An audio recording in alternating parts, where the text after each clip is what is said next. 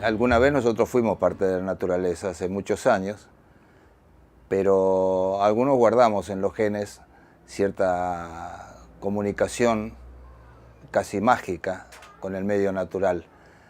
Entonces la necesidad de volver a ella es una necesidad que a algunos de nosotros se nos hace imperiosa. De todos modos, como yo nací en una ciudad, nací en Bahía Blanca y viví en una ciudad, o en el Gran Buenos Aires, no tuve contacto con la naturaleza durante muchos años. Lo que me atraía eran las láminas de los libros de la escuela primaria, donde suponía que el autor del libro había inventado animales, pájaros, cosas por el estilo. No sabía que había una realidad que se superponía o que superaba lo que yo veía en las láminas.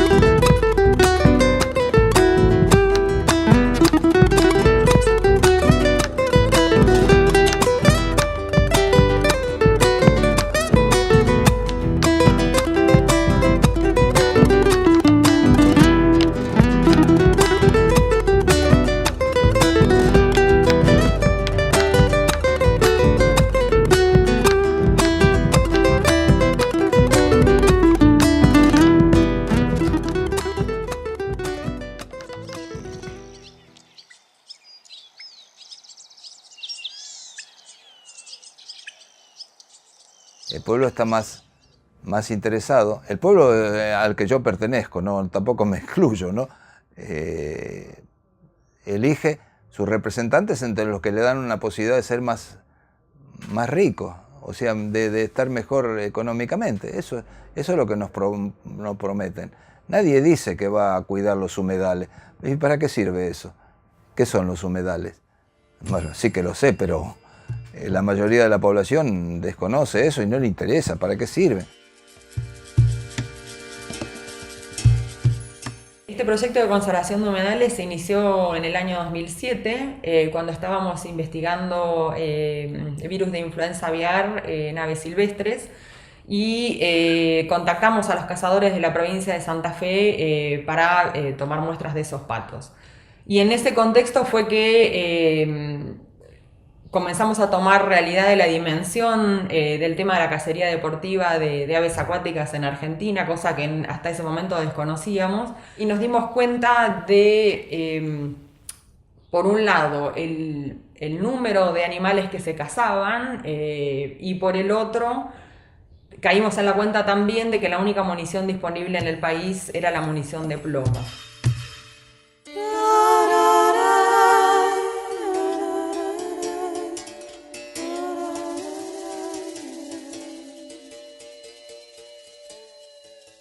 este ecosistema está inmerso, ¿no es cierto?, dentro de un paisaje que tiene que ver con el espinal y con todo un ámbito de cañada, típica de pastos de agua, básicamente los canutillos, lo cual representa el mejor pasto que tenemos nosotros para nuestra zona.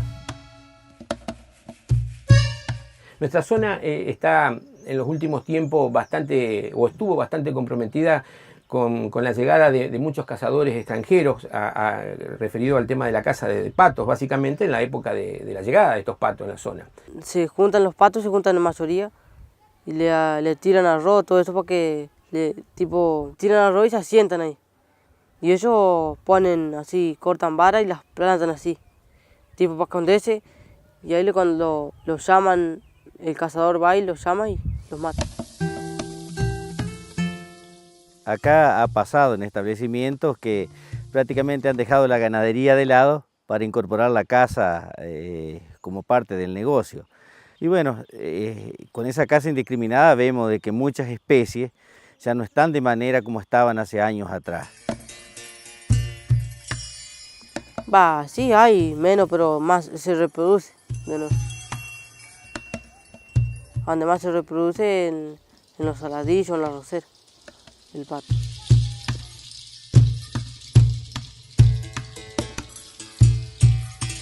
Las aves se intoxican por ingerir munición de plomo, bien perdigones o bien restos de balas, por varios motivos, ¿no? En el caso de las aves acuáticas, las aves terrestres, es principalmente porque confunden los perdigones de plomo que han quedado en el medio ambiente después de las cacerías, los confunden con partículas de grit o bien con partículas de alimentos, semillas, y las ingieren, confundiéndolas con este tipo de partículas. No nos olvidemos que nosotros estamos en una zona donde hay aproximadamente una siembra promedio de 45-50 mil hectáreas de arroz.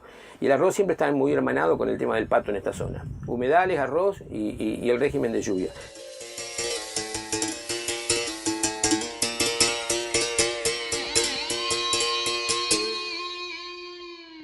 A la par de mi padre aprendí. Yo cuando era chiquitito él me llevaba a los lugares, me mostraba todo.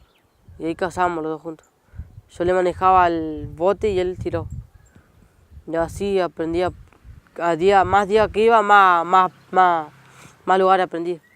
Y ahora me sé todos los lugares.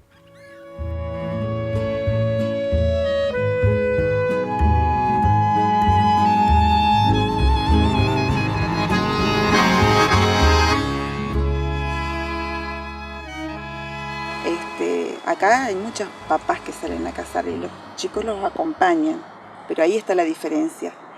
Yo les digo, ¿para qué cazan ustedes? ¿Para qué salen a cazar? Y para comer, señora Mes. Y bueno, está bien, querido, le digo yo, está bien. Acá el tema está que nosotros tenemos que cuidar o tenemos que ver, a ver, cuando vienen a cazar y escuchen tiro, y sabemos que son piezas, que son patitos, porque vienen a eso, a cazar patos, que quizás tiran o que meten en bolsas y después las tiran a las bolsas. Se pierden muchas aves. Sí, además Las especies. si sigue pasando esto que empiezan a cazar por deporte y ya no va a quedar vamos ningún perdiendo pato. muchos patos y además dentro de 15 años capaz que no veamos un pato. Que nuestros hijos no conozcan un pato sirirí. Yo me acuerdo que una vez en un puentecito que estaba con agua habían tirado las bolsas de pato y la habían dejado ahí. Entonces hay una diferencia, eso siempre le digo a los chicos, está mal cazar. Señora, si lo vamos a utilizar para comer está bien, bueno. Y a veces hasta vienen y me dicen, señora, mate una paloma. Pero se la di a mi gato, dice. Creo que sobre eso también, que ellos no sientan que salir a cazar está mal y que no me tienen que contar o que no, y aparte no a mí, sino que les quede a ellos para la vida, la diferencia. La caza es la explotación de un recurso natural renovable, que eso es lo más importante. Mientras sea racional, puede ser renovable. Si eliminamos el recurso, se acaba la cacería, se acaba la actividad. Calculo que todo el mundo cree que nunca se va a acabar. Creemos nosotros que tampoco se va a acabar. igual nuestra contribución es, o sea, tratamos de hacer lo posible para que eso pase, para que el recurso... Yo de todas maneras me gustaría pasar unos cuantos años más trabajando de esto. O sea, porque soy uno de los interesados en cuidar para que esto siga. Hay como una mala imagen del cazador porque es el que directamente caza un animal. Y por otro lado es muy fácil o tiene en la prensa sensibilizar en contra de los cazadores porque es una acción muy simple y directa y no es compleja de explicar. Ducks Unlimited es la segunda asociación conservacionista en tamaño del mundo y el 100% son cazadores. Entonces, como se ha dicho, yo soy primer interesado, como yo lucro con esto, es mi trabajo, es mi actividad. Si yo mato la gallina de oro, me quedo sin trabajo. Yo soy el más interesado y el que más valor le da a los recursos naturales que tenemos. Se parte de niveles de población determinados y lo que se busca es aumentar mucho el nivel de población. O sea, la conservación de los cazadores es una conservación de abundancia, no una conservación para evitar que se muera el último individuo de una especie. En los años 70 la conservación todavía significaba otra cuestión. La conservación significaba la conservación de especies de caza, animales de caza. Y todo eso empezó a cambiar en el año 80 más o menos, 79-80. De repente, algunas personas, muchas personas realmente en los Estados Unidos y Europa, y unos pocos latinoamericanos y otros, empezaron a pensar que realmente el mundo está para acabarse a toda escala, desde la escala de 1 metro cuadrado de suelo para arriba, hasta los elefantes africanos, pero no solo las especies de caza, sino también los ecosistemas como todo, etc. Y de repente la conservación fue reinventada como palabra. Y la conservación, para muchos, no para todos, pero la conservación se aumentó, se cambió por completo para incluir un montón de elementos fuera de solo los animales de caza. Pero para que esos cupos de caza sean realistas y permitan la continuidad de las poblaciones de animales silvestres, tienen que estar basados en números reales o conocidos de las poblaciones de esos animales que se van a cazar, cosa que en nuestro país está ausente. En el mejor de los casos se hacen estimaciones relativamente groseras, pero hay una enorme necesidad de ahondar más en ese punto porque los datos fehacientes realmente no se conocen. Hay 5 especies susceptibles de caza por la ley de la provincia de Buenos Aires, que son el pato maicero, el barcino, el sirirí-pampa, el cuchara y el crestón.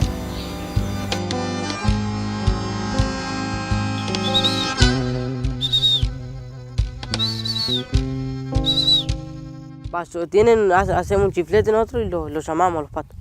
Así como le digo, hacemos todo tipo sombrilla así, que los tapamos y le echamos para que vengan, se echen, lo matamos. Y lo voy apilando hasta cierto punto, ¿no? Después los vamos otra vez, los venimos. Y eso los damos, los patos que matamos los damos, para que no se tire. Entiendo que la vida es un conjunto, es una aventura que nos incluye a todos. Por eso me preocupan los otros seres, animales o vegetales, porque pienso que el hombre corre el riesgo. La inclusión de todos estos elementos peligrosísimos, un día tendría que ser revertida o estudiada, pero temo que el hombre no pueda ser más pobre, no quiera ser más pobre y corre el riesgo de desaparecer por eso, por ambición.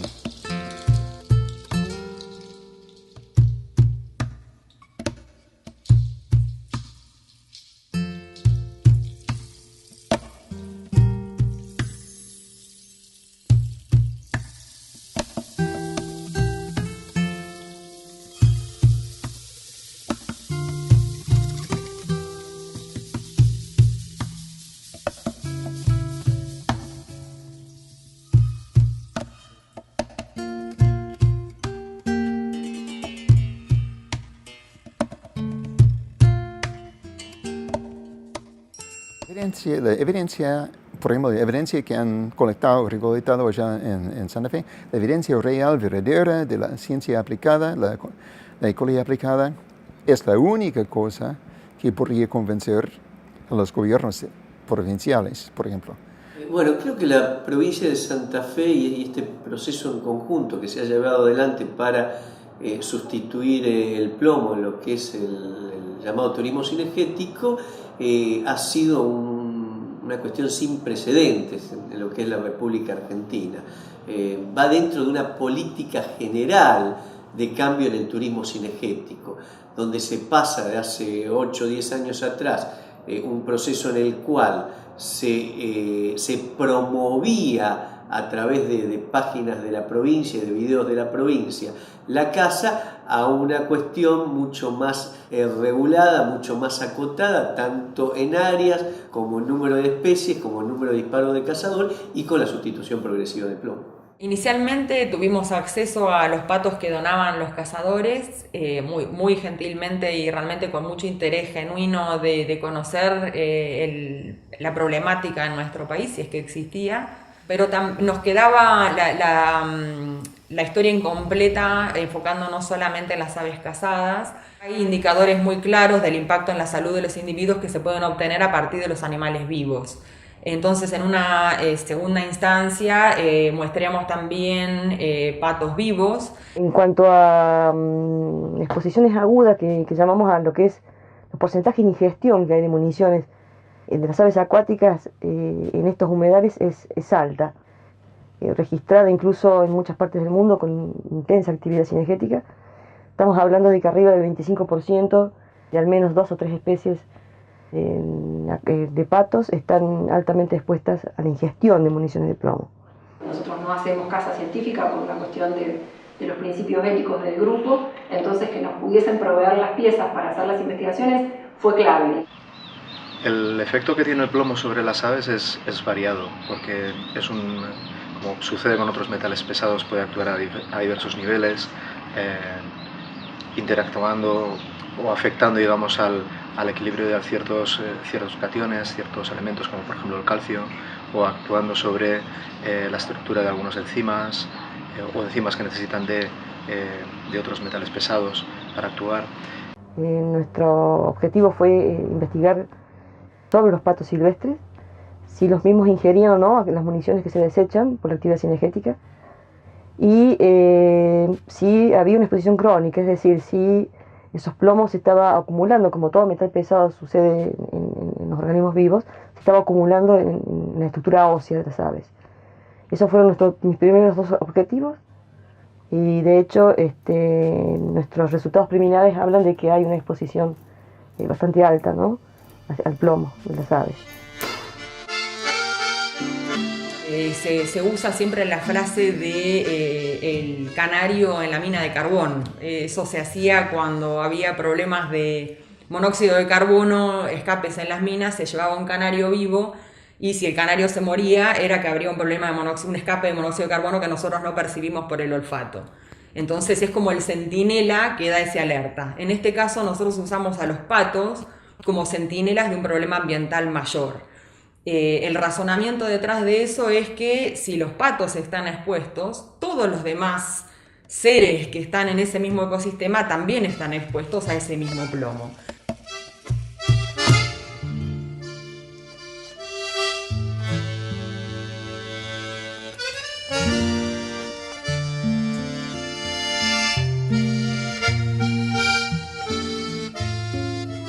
Se han llevado a cabo diversos estudios con aves rapaces, tanto de zonas húmedas como de zonas terrestres. Por ejemplo, con especies de zonas húmedas hemos trabajado con aguilucho lagunero, con águila imperial, que es una especie bastante amenazada, y se han descrito pues, se ha observado que la ingestión de perdigones de plomo es bastante regular a lo largo de toda la invernada, porque se alimentan precisamente de aves acuáticas que han estado tiroteadas, que han quedado malheridas o muertas, y estas aves las han carroñado.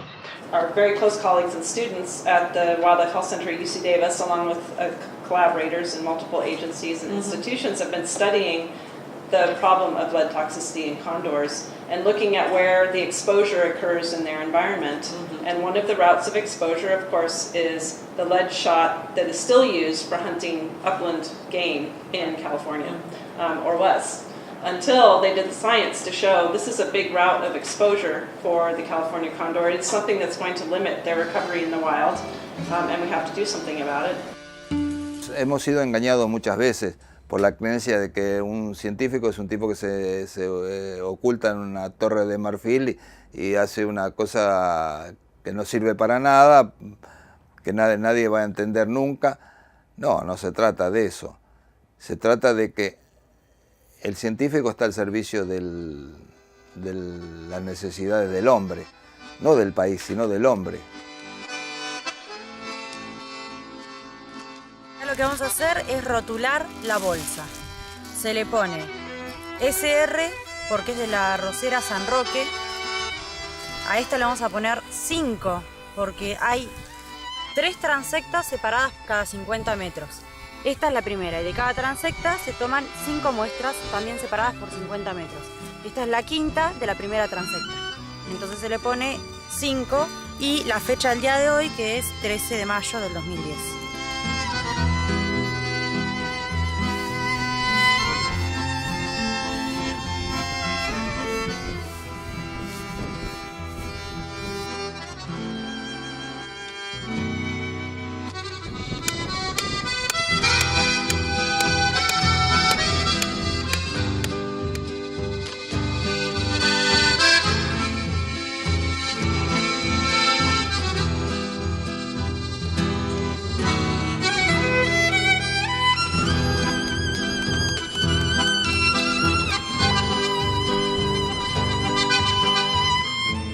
La acidez lo que hace es permitir la disolución del plomo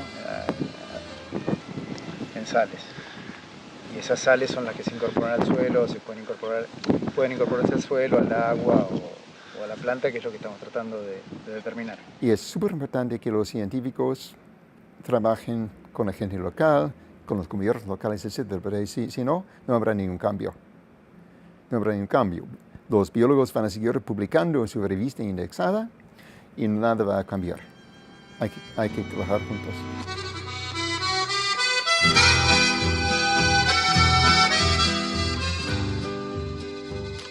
Hoy yo hice los hoyos para sacar la tierra. Y aquel chico Señor profesor. se encargó de sacar los pastos. Y este chico bolsé saqué tierra. Discúlpeme, flaquito. Yo medí con la profe de geografía, medimos los metros para hacer los hoyos. ¿La profe de geografía midió? Sí. Yo es la primera vez que me meto en este trabajo del campo y por ser la primera vez me gustó, porque me gusta lo que vamos a hacer y me intrigó a eso. Así que me voy a meter en el trabajo y como por la primera vez que la conozco quiero ver, porque se nota que habla igual que yo y me gusta el trabajo, así que hoy a las 2 voy a estar en la escuela para ver qué metodología hacen con esto, con las bolsas.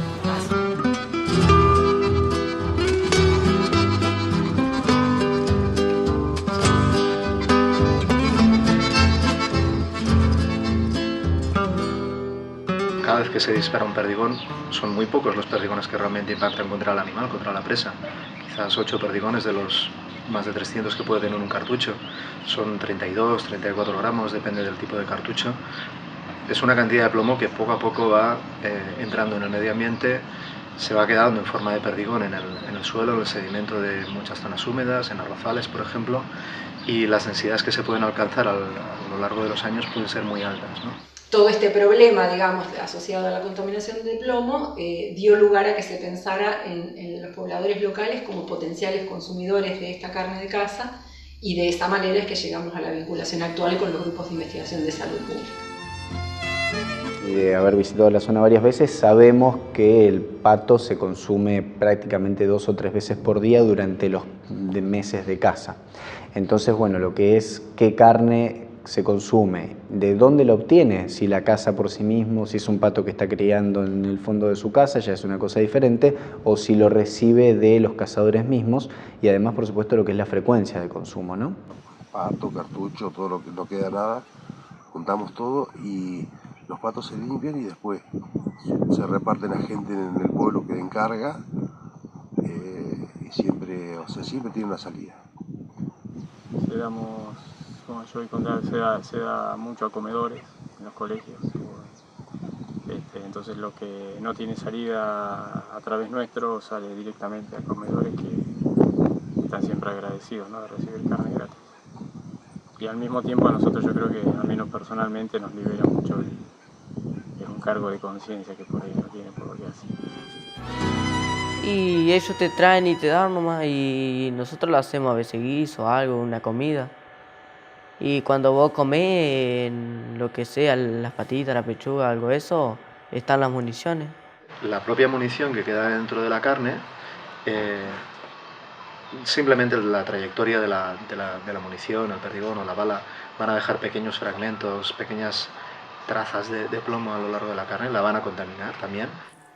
O cuando vos estás por cocinar, la parte donde está la munición está morado, esa parte ya está perdida en la comida. Y además cuando se cocina incluso se puede favorecer con la acidez de los propios jugos de la carne, de los líquidos con que se cocina a veces, vinagre, incluso vino, favorecen la disolución de este metal en este proceso. Se hace más biodisponible y de esta forma se pueden también exponer las personas a unos niveles mucho más elevados que con una dieta que no contenga este tipo de munición. Esto, al estar depositado en el ambiente, lo que genera es una toxicidad de cadena trófica. Al transformar el plomo que se degrada del perdigón en compuestos organometálicos biodisponibles, se biopotencia, se biomagnifica, se acumula en la cadena trófica y de esa manera se vuelve disponible para el organismo en transformaciones químicas que lo hacen después. No solamente metal circulante, sino que además metal que se deposita. Y en este depósito se encontraron que hasta entre el 98 y 100% de los patos tenían plomo en los huesos, por lo cual nos está hablando de que el 98 al 100% de los patos estudiados que están siendo ingeridos por la población tuvieron metal circulante que potencialmente se deposita en diversos tejidos, principalmente en hígado como órgano secundario. Y por otro lado, considerar que esta toxicidad ambiental, con un perdigón de plomo, podemos contaminar hasta 12.000 litros de agua, hasta 800 microgramos por litro.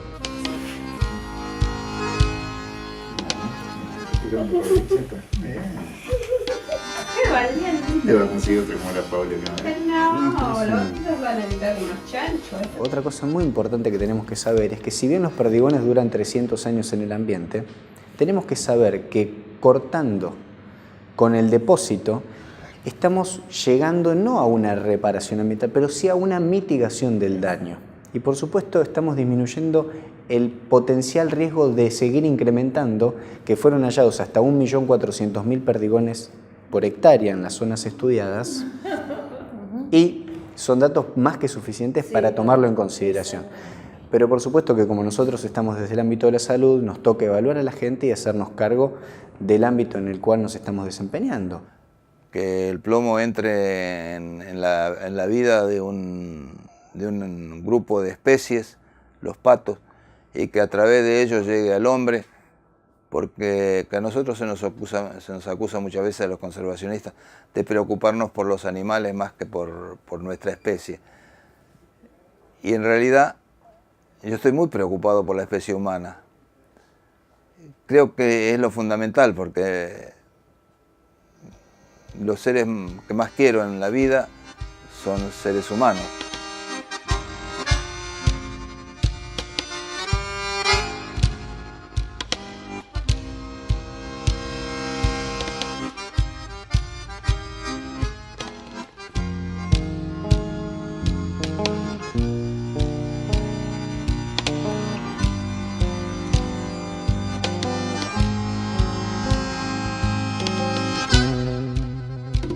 La carta, lo que sentía, una mezcla de sensaciones. Sentía bronca, sentía impotencia y escuchaba los tiros. Cuando izábamos la bandera, escuchábamos los tiros como que estaban ahí en el patio de la escuela. Y no tenía respuesta para los chicos, para mis alumnos. Yo en ese momento estaba en el área de ciencias naturales. y él les enseñaba de cuidar, de proteger y no hacía nada. Yo no, era como que una cosa era lo que decía y no hacía. Así que bueno, me levanté una mañana, un domingo me acuerdo, y empecé a escribir. Empecé a escribir porque era una manera de empezar a hacer algo. Así empezó.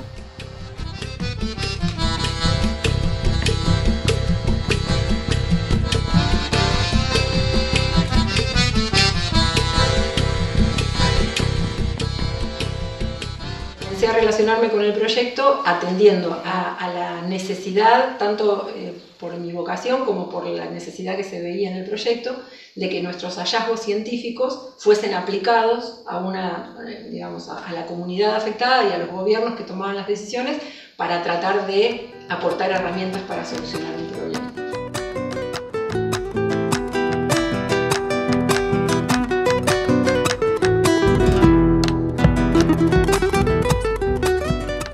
El lugar de la Secretaría de Medio Ambiente para nosotros fue uno más de los procesos que tienen que ver con la complejidad de gestionar el territorio de una mirada integrada. En nuestro caso se asocia a la expectativa de que sea el procedimiento de decisión de cómo desarrollar el turismo cinegético en un marco de cierta racionalidad al que nosotros estamos tratando de llegar. Hoy hablar de casa sustentable o casa sostenible no es hablar solamente del plomo.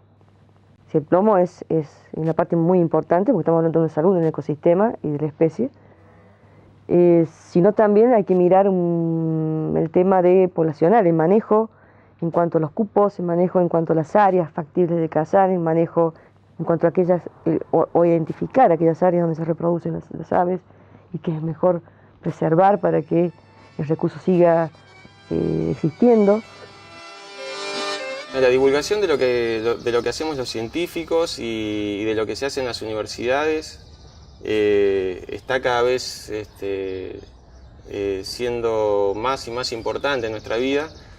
Nos saca un poco de nuestro espacio tradicional, que es quizá el espacio del laboratorio, el espacio del trabajo de campo, el espacio del análisis de datos, y nos pone en una nueva responsabilidad que es que tenemos no solo que explicar las cosas en el aula de la universidad, no solo explicarlas en una presentación, en un congreso científico, sino que también tenemos que ser capaces de explicárselas a la gente. Working with you on this, I thought that this would be very much a question of convincing you of not to use lead shot and use non-toxic alternatives. And we have spent some time on that, but today I believe that's the smallest part of it. Today I see the obstructions here of getting the non-toxic shot into the country and getting them available for the hunters and at an affordable price. That's the biggest challenge we have. So I think people here, they are very open, much more positive to our message than I had expected. They're very friendly. I think this has been a clinic about friendship, and I'm very happy about that. So I see more the obstructions in having a non-toxic shot available for the hunters than making the hunters use it. En eso vamos a estar porque aparte nos interesa el tema y nos interesa saber qué pasa. No podemos ir nadar contra la corriente, vamos a tratar de que no. Así que vamos a seguir trabajando y bueno, lo que esperaríamos que podamos ya contar, es cierto, ya por lo menos con algunos ensayos hechos y algunos cartuchos para tirar nuestros, digamos, de acero, que sería bastante interesante. El plomo es una parte importante, pero para que un modelo de sustentabilidad sea aplicable y sea real, hay que convencer a la gente también. Si no trabajamos con la parte social, con los que están en el ambiente, con todas las áreas, digamos, incluso áreas de conflicto, ¿no? Que se generan permanentemente entre cazadores y no cazadores, entre gobierno y común de la gente, y la sociedad en sí. Yo creo que si ellos no están convencidos es imposible llegar a poner en práctica una sustentabilidad. Es una fuente grande de trabajo, ¿no? Pero si tiramos todos parejos, esa fuente grande nos va a durar. Nosotros somos los principales impulsores en que haya un control eficiente, que no hay. Y sumado al problema, la problemática, dice él, de la munición y del plomo, tranquilamente se puede solucionar con munición de acero inoxidable, o sea, separaría ese problema. Y si a eso se le suma un control fehaciente con el límite, sería genial. Pero bueno, Son dos cosas que parecieron estar lejos. Yo veo más posible el tema de la munición de acero inoxidable. Veo muy difícil el control por una cuestión básicamente de nuestra idiosincrasia. Pero por ahí se puede.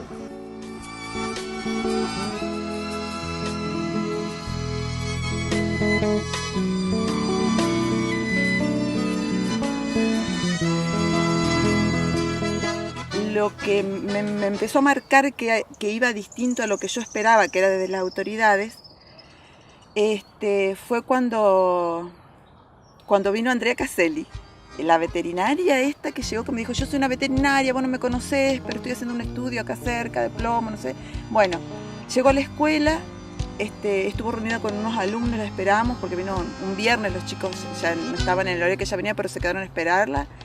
Y estuvimos charlando un rato todos juntos, y ahí yo me di cuenta que estuvo bueno, pero me dejó ella, cuando estuvimos charlando, que yo como maestra tenía que ir por otro lado. La EP significa la enseñanza de ecología en el patio de la escuela. El ciclo de integración es un método científico con la C minúscula, pero en ese momento fue solo la C minúscula nada más, y consiste en plantear una pregunta sobre los alrededores de uno, después contestar la pregunta tomando datos de cualquier naturaleza según la pregunta, y después reflexionando sobre los hallazgos del estudio, y de la reflexión planteando nuevas preguntas para contestarse. Tenía que ir por el lado de enseñarle a los chicos, a los alumnos, lo que teníamos acá en nuestra zona, en nuestros montes, en nuestras cañadas, que conozcan lo que tenían, porque después de conocer venía el proteger, el cuidar, el querer conservar. Entonces ahí como que me dejó pensando en eso, que la carta estaba, pero que yo como maestra si quería podía seguir haciendo algo, o sea que no, ya las autoridades ya pasaron a otro lado. Que yo tenía mucho por hacer, y era mucho por enseñar y por aprender,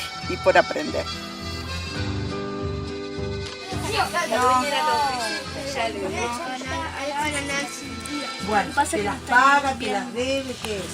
Cosa, por eso no. Bueno, entonces ponemos. Bueno, entonces escucha. Hacele con el dedo. Con el dedo gordito. Bueno. Capaz que están secas, por eso no salen con toda la tierra, ¿eh? Un poquito así. Bueno, entonces ponemos. Está seca esta tierra. A esta del borde le vamos a agregar humedad. Vamos a sacar estas primero. Las del medio, esto hay que pagar una regadita antes de seguir repitiendo. No, pero para. Mira, vale, así. De un lado.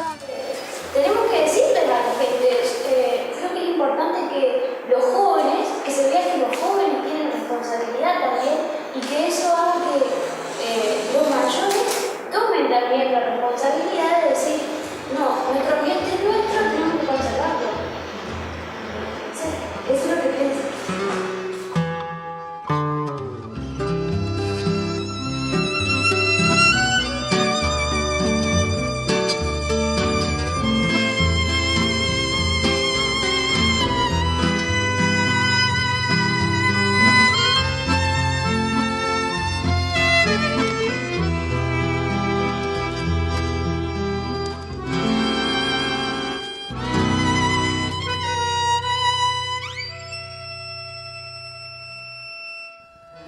Nunca sentí que la ciencia estuviera divorciada de la actividad humana. Si la ciencia se dedica a contar los barbicelos de la pluma de un... Esto es una ciencia menor, no es verdadera ciencia. La ciencia tiene contacto con la realidad. La ciencia no solo produce beneficios tecnológicos, sino que interpreta los fenómenos de la vida porque está en condiciones de hacerlo. Lo puede hacer un biólogo más que una persona del común. De modo que la relación entre el científico, el investigador, y la realidad que lo rodea es de suyo, es una relación que existe. Quisiera agradecer a las familias que estuvimos hablando por teléfono estos días, que han venido con los niños. Y bueno, si podemos ya avanzar con algunas de los exámenes que les dijimos que íbamos a hacer, ya podrían ir 2 chicos que tengan de 6 años para arriba y 2 que tengan de 6 años para abajo. ¿Sí? Lo que hicimos fue justamente buscar la posibilidad de tener determinaciones de plomo en los consumidores frecuentes de pato, porque la pregunta que seguía todo esto era si estaba el ambiente contaminado, estaba el pato contaminado, ¿estarán las personas también en riesgo de exposición al plomo? Y para eso hicimos un muestreo seleccionando a los más vulnerables por ahí, que son los chicos. De alguna manera, como los chicos están todavía en un periodo de desarrollo, si están en presencia de un metal que es tóxico y potencialmente más tóxico para lo que es el sistema nervioso, de alguna manera tenemos que ver cómo prevenir esto lo más rápidamente posible.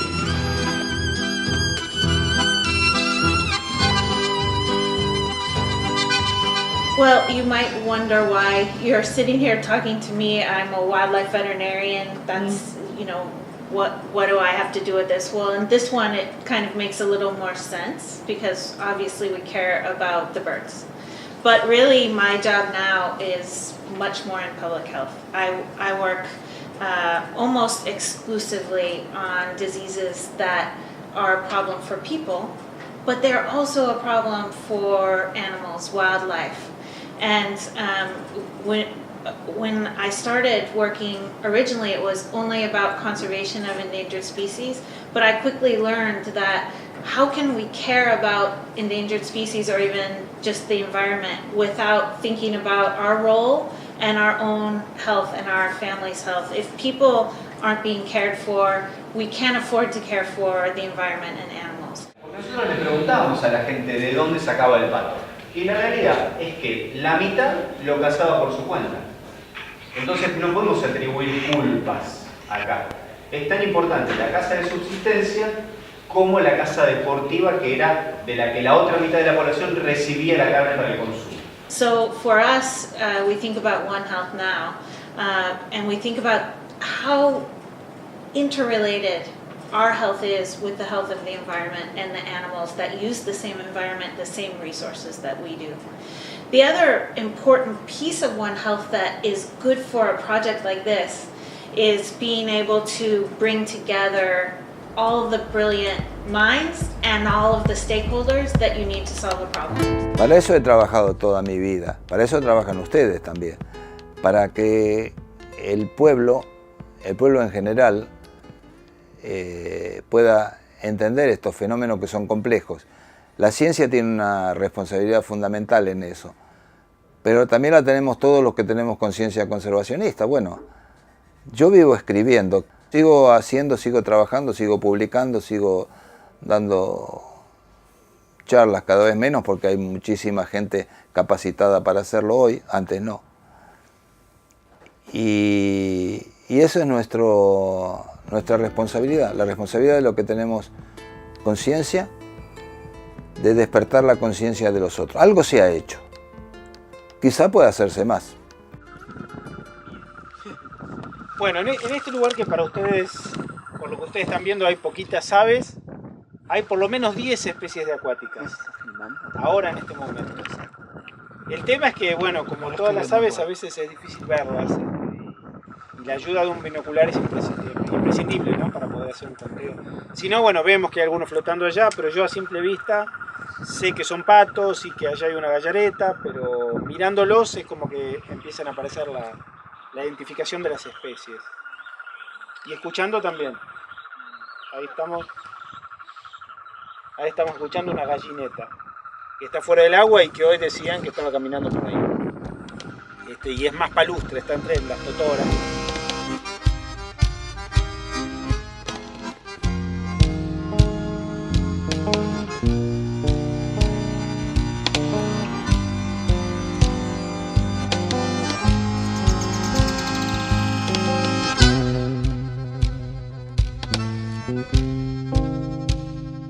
Entre el turismo cinegético, o sea, el de la caza de aves, de la caza de pluma, y la observación de aves, yo creo que con el tiempo, en los últimos 50 años, esto está clarísimo, ha ido ganando cada vez más adeptos la observación de aves y perdiendo adeptos la caza deportiva.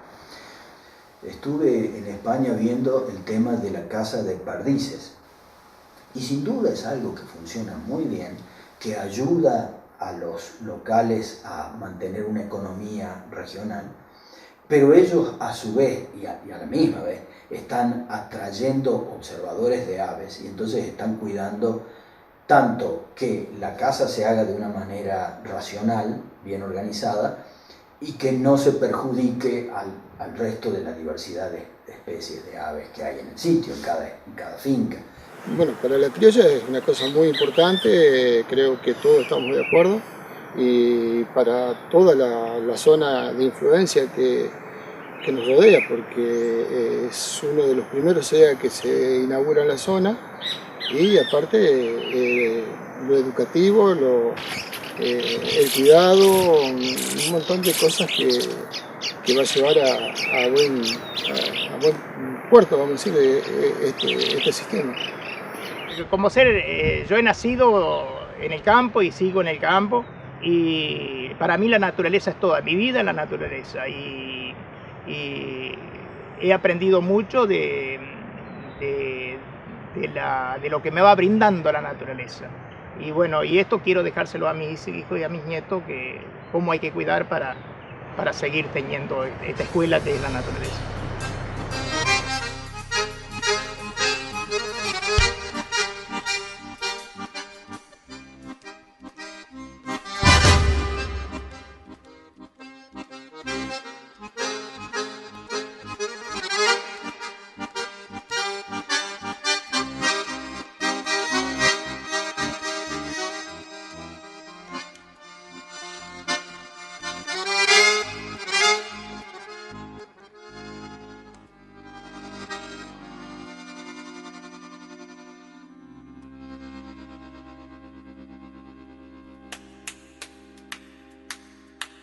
Yo como anécdota tengo lo siguiente. Nosotros teníamos en La Porteña una casa, una chacra, que teníamos una pequeña laguna. Por supuesto había patos. Entonces mi hijo más chico viene, que habrá tenido 12 o 13 años, y me pide la carabina para tirar unos tiros, se lo presto, y al rato aparece con 2 patos.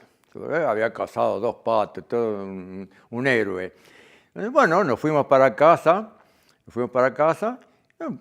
Fue y le mostró a la madre que había cazado 2 patos, todo orgulloso. Todo el mundo, bueno, pasó que había matado 2 patos. A la noche nos sentamos a cenar y ¿qué es lo que le ocurrió? Mi mujer le había cocinado los 2 patos y se los trajo y se los puso. Decía, bueno, acá están los patos, comételos. No, dice mamá, ¿cómo voy a comer unos patos? Si los mataste es para comer, comételos.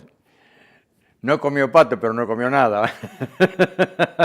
Así que esa es una anécdota que me quedó siempre y le quedó grabado, por supuesto, a ellos, ¿no? Que por lo menos en el caso nuestro se mata si es para comer. No es que estemos en contra de los cazadores, pero así he educado yo a mis hijos, ¿no? Y un poco también viene la idea de que ahora quiero tener tantos patos juntos, porque es impresionante la cantidad de patos que hay en este momento, es impresionante.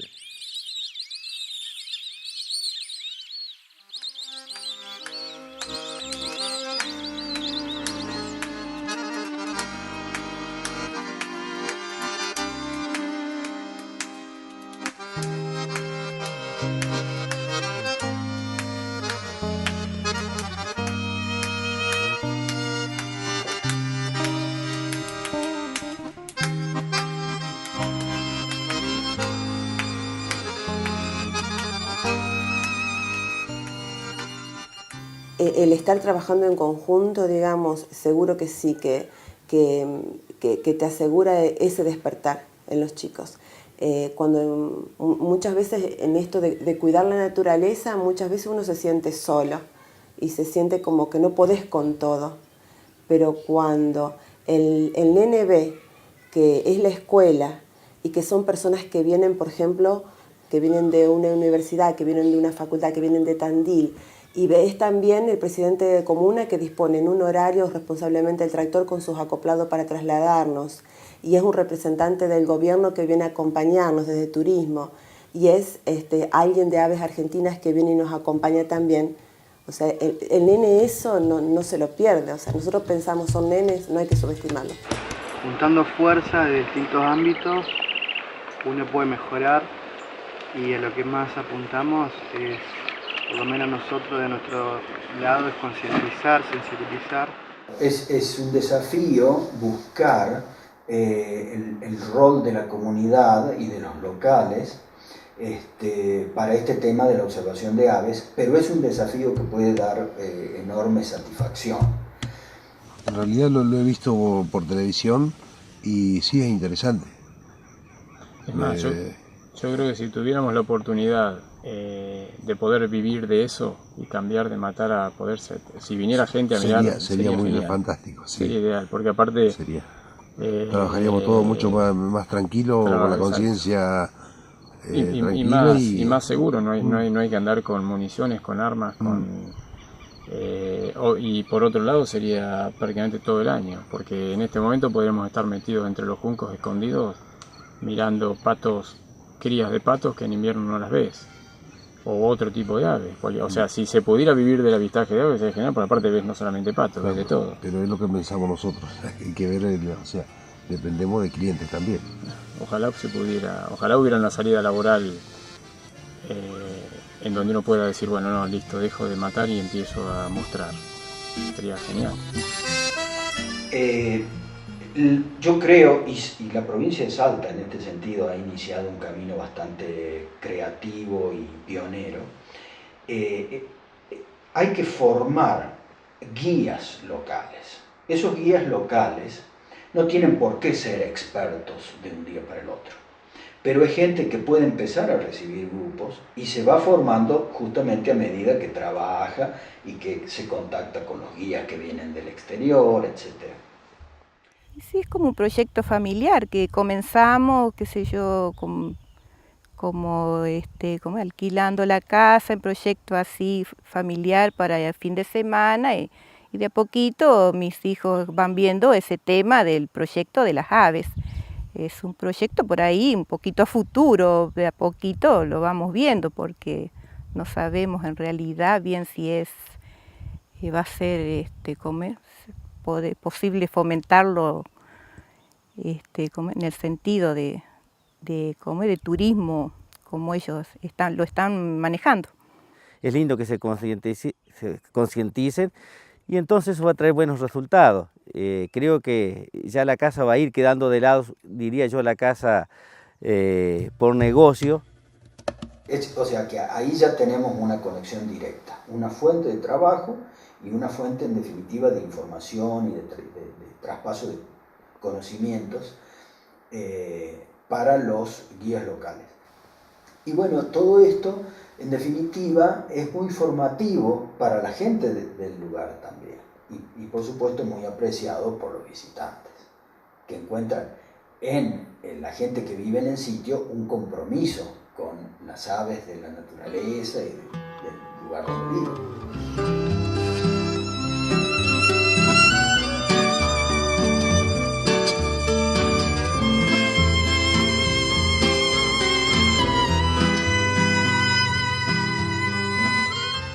So I can bring in the most amazing toxicologist in the world to think about health of lead problems in a marsh. But if we're not thinking about the society and the cultural circumstances with a sociologist or a veterinarian to think about the health of the individual animals, how can we fix the problem? So this is where we bring together the parties that we need to address and really understand a problem and figure out how to fix it. And we don't forget any piece of the puzzle, the animals, the people, or the environment.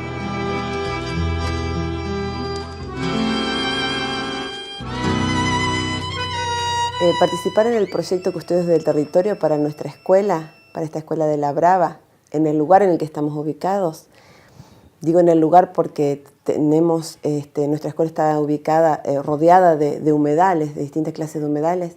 Representó para nuestros chicos y para los docentes, para los grandes y para la comunidad, comienza a hacerlo, una continuidad de aprendizajes, una continuidad de experiencias nuevas, enriquecedoras y de cambio de actitudes también, de valores, el compartir, aprender sin darnos cuenta.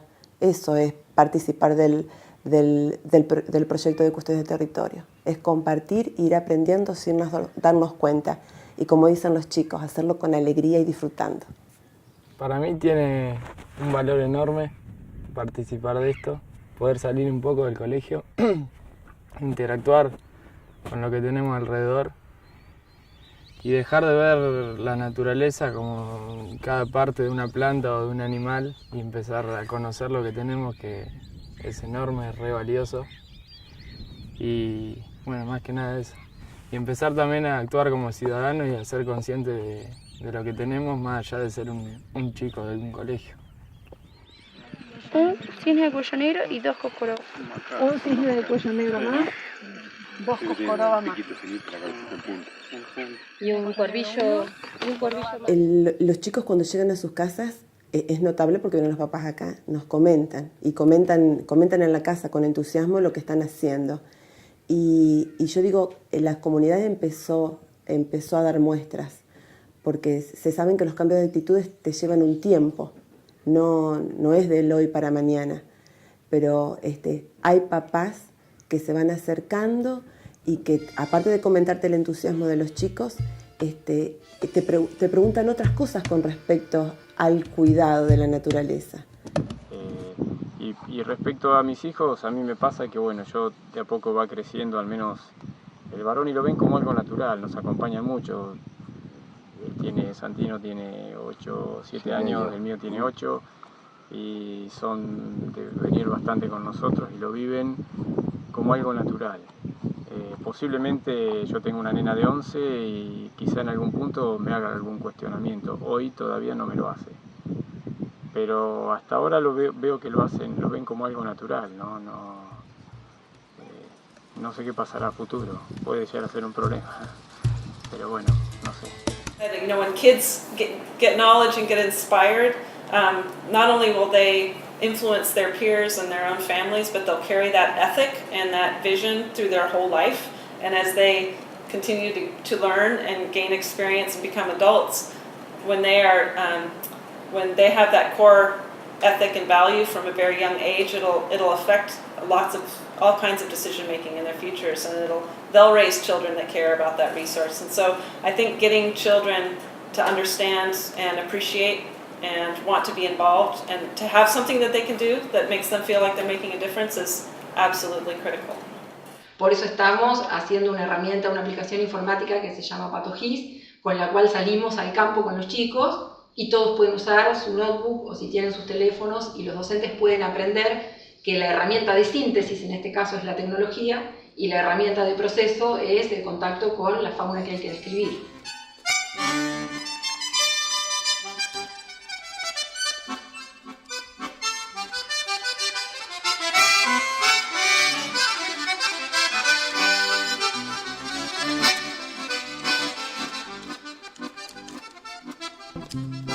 Entonces, me parece que una de las cosas potentes del programa de custodios es esto de la interárea, ¿no? Es decir, bueno, se promueve el aprendizaje de las especies, de la fauna local, se promueve comprender los servicios ecosistémicos, comprender la importancia de la funcionalidad de esos ambientes, pero tenemos que hacer un buen informe, y lo vamos a hacer en la compu, tenemos que sacar buenas fotos, y tenemos que hacer una guía de aves, y tenemos que a la pasada ver cómo está el monte, y para eso por ahí usamos un programa de la compu que nos permite, no sé, meter la información en un sistema de información geográfica. Entonces es validar el trabajo de campo y no negar la realidad en la cual a estos chicos les toca aprender, y a nosotros los grandes también nos toca aprender y comunicar.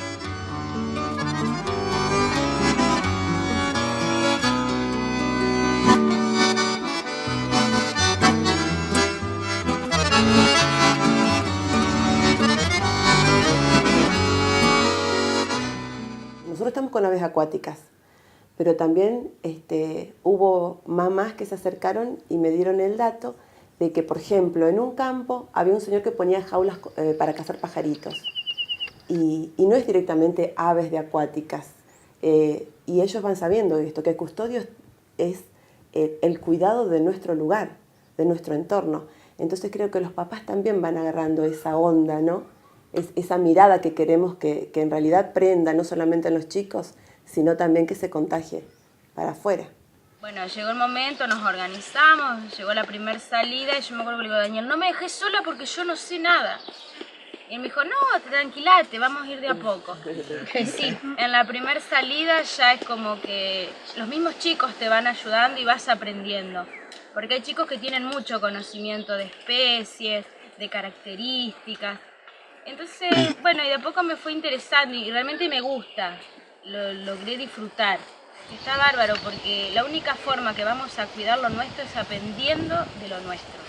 Si no lo aprendemos, no lo conocemos, no lo podemos llegar a defender. Y nosotros tenemos que ayudar a los chicos a aprender nosotros para poder ayudarlos a aprender a ellos. Y a su vez hay chicos acá en esta zona que conocen un montón y ellos nos aportan los datos para que podamos aprender entre todos. Y está bárbaro. Pero está muy bueno. Yo en el caso de mi hijo cuando lo llevo al campo, está muy bueno porque, o sea, es chico, entonces me pregunta, papi, ¿qué es eso? Y le va indicando cada ave, como el nombre, todo, y para que vaya aprendiendo. Y digamos, vendría a ser como una educación. Lo estoy educando en el tema de las aves, de lo cual es muy lindo. Y también vamos en aumento, digamos, de sensibilizarnos y de comprometernos y también de contagiar. Porque hay escuelas que ya nos están preguntando, che, ¿cómo es esto? Nosotros no podemos, ¿qué tenemos que hacer para estar también y poder llevar adelante este proyecto?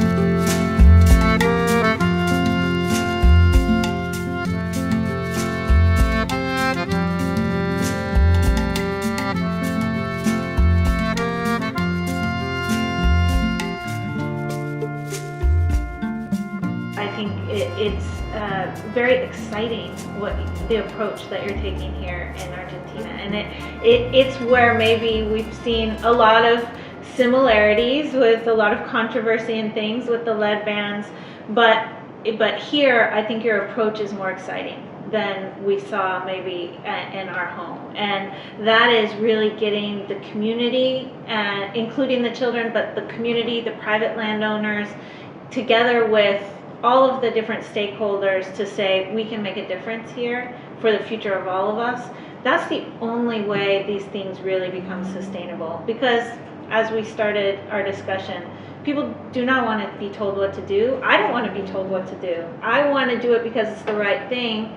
Educate me, preferably educate me when I'm a kid. Let me as a kid be a steward, so that lasts me the rest of my life. And when I'm owning the land or when I'm working the land, I understand why decisions I'm making are good for forever.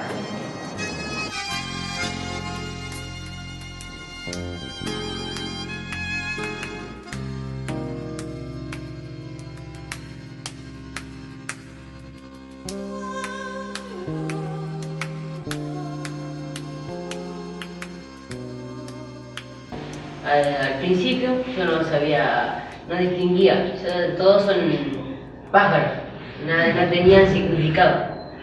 Y bueno, empecé con custodio en el 2013, fueron 2 años y fue muy hermoso y nada más. Bueno, yo un poco también, yo prácticamente no conocía nada, ninguna vez, y bueno, después ir conociendo un poco, es como que me incluí mucho en el proyecto y fue como que me empezó a interesar un poco más, y bueno, ahora estoy bien sometido al proyecto y con ganas de participar. A los 10 años una vez pude hacer un viaje a un pueblo de campaña, a La Regueira, en el límite entre la provincia de Buenos Aires y La Pampa, más o menos. Y ese descubrimiento de la naturaleza me provocó una impresión que me dura todavía. Fue un deslumbramiento, un viaje como el de Alicia hacia el País de las Maravillas, todavía más espectacular. Descubría un churrinche en la fronda verde o descubrí un chimango en la casa vecina o otro chico que tenía un collar de huevos de aves distintas. Yo creí que los huevos eran blancos, la mayoría debe suponer eso, que son como los de gallina. Resulta que los huevos de la martineta son verde brillante, verde esmeralda brillante, como una joya. O los del pirincho son celeste verdosos con manchas calcáreas en relieve, blancas, como nubes. Realmente descubrí allí que había otro mundo, en el mismo mundo que nosotros habitábamos, que estaba por descubrirse. Pero fueron nada más que 15 días en el campo, fue una vivencia sensacional, pero quedó allí sin saber si eso había sido real o un sueño infantil. A mí desde un comienzo no me interesó el tema de las aves, porque mucho no me interesaba el tema de la ecología y todo eso. Hasta que cuando el profesor empezó a traer imágenes de aves, mi mamá porque hace cursos, y todo eso me empezaron a hablar de lo que era la naturaleza. Cuando arrancamos y fuimos allá, mientras íbamos por el camino, las aves volaban, yo empecé a mirar en mi guía de las aves y empecé a ver los nombres, ver los colores. Dije, ay, mirá, allá un ocó, vuela un zorzal, y empecé así y me empecé a emocionar. Entonces cuando veía un ave ya notaba y ya la cantidad. Y después cuando empecé a ir a mi casa, empecé a contarle a mi familia todo lo que vi, todo lo que aprendí, y me seguí informando. Creo que el contacto con la naturaleza es un baño de humildad, un necesario baño de humildad para el hombre que se ha sentido al margen de la naturaleza, que cree que no es un animal.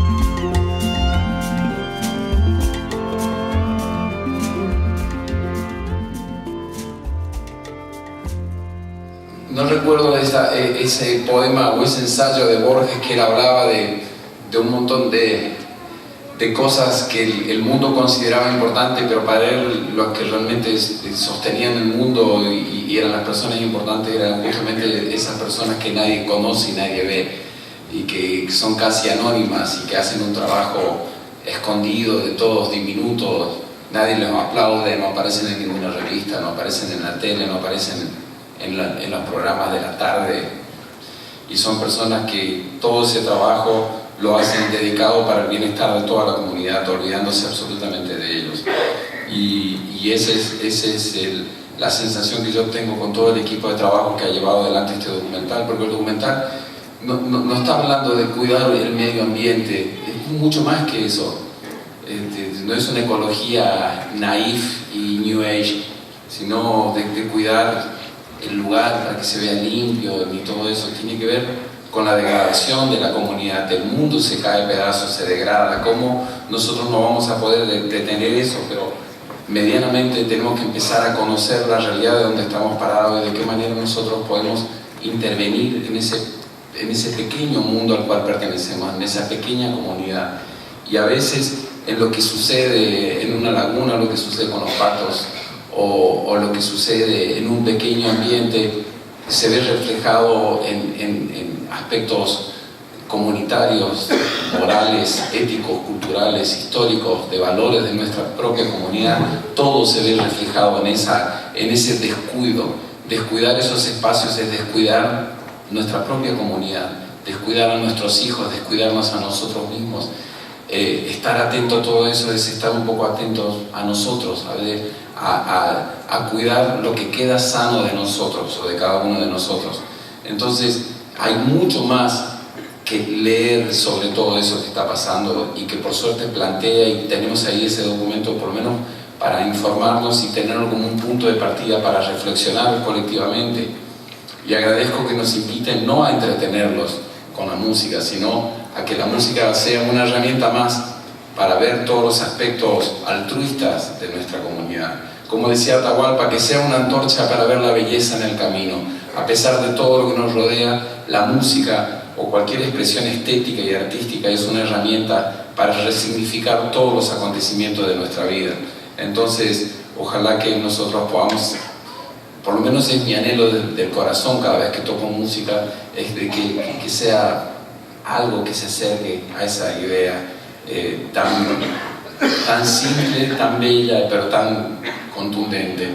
Así que estamos muy felices, muy agradecidos de formar parte de todo esto y muy contentos, y espero que sea un buen momento para todos. Este lugar es bellísimo, realmente así como cuidar este teatro en el cual se puede expresar toda nuestra diversidad. Es maravilloso. En otros lugares del mundo la diversidad hace de que los países estén levantando alambrados, muros y todo lo demás. En vez de levantar alambrados y muros, hagamos teatros en los cuales toda esa diversidad se exprese y nos deje algo y nos enriquezca, y nosotros podamos nutrirla y que nos podamos nutrir de eso. Creo que entonces cualquier cosa que tengamos adelante puede llegar a ser un problema solamente por culpa de nuestra gran ignorancia y desconocimiento ante todo eso.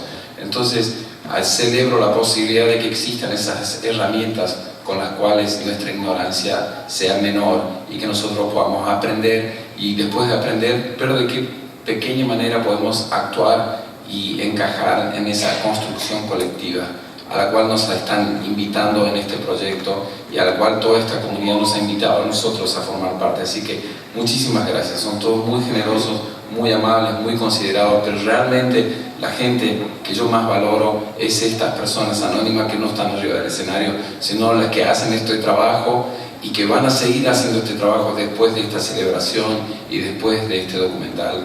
Y ese desinterés total que tienen por ellos y por sus personas, y su interés total que tienen por la comunidad a la cual pertenecen. Así que un aplauso para ellos.